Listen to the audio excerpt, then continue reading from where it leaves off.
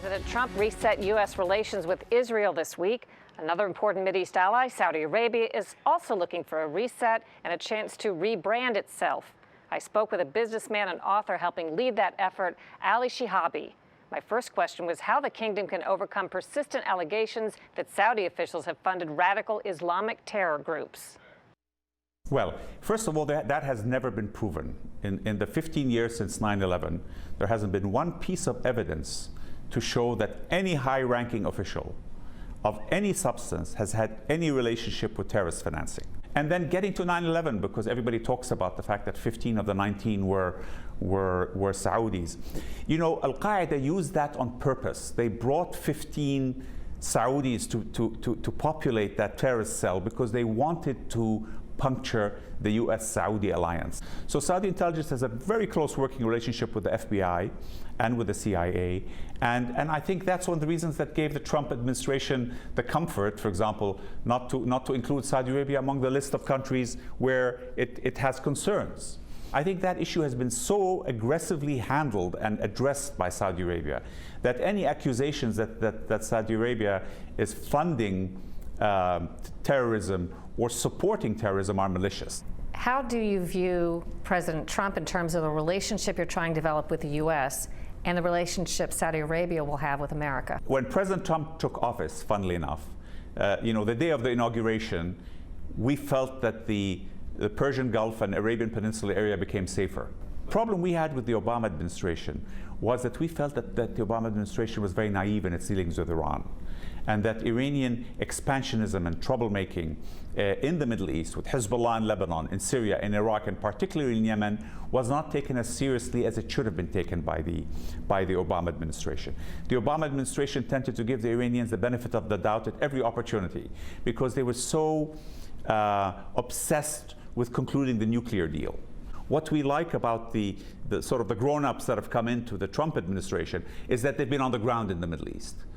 These generals understand it, they've dealt with it, and it's given us, first of all, it's given us a much higher level of comfort, and it's given American prestige a boost. What would be your advice to the Trump administration as he's getting his feet wet and dealing with new international policy as a new president? Obviously, you know, things like the ban on people coming from the Muslim world. I don't think anybody in the Muslim world supports that. And everybody sees it as counterproductive. I think one of the problems in America has been the phobias that have developed post 9/11. You know, the media, the movies, novels. If somebody, you know, shoots up a place as a terrorist, it's global news. If he's just some, you know, deranged drunkard and he does the same amount of damage, nobody cares. So I think as a result, because that sort of fear sells so well, your average American has an inflated fear of quote unquote radical Islamic terrorism.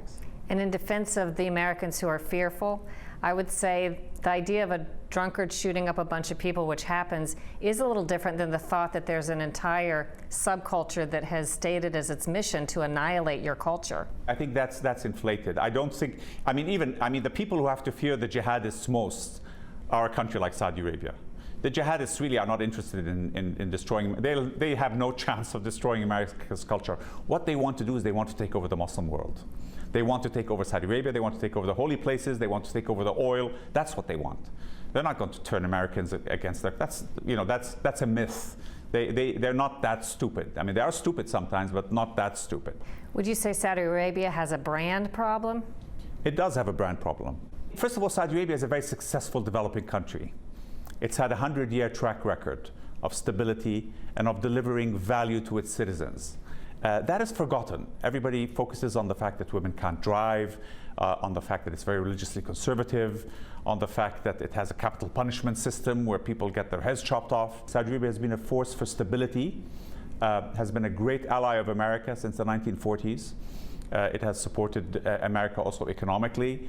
Yes, it lacks certain freedoms.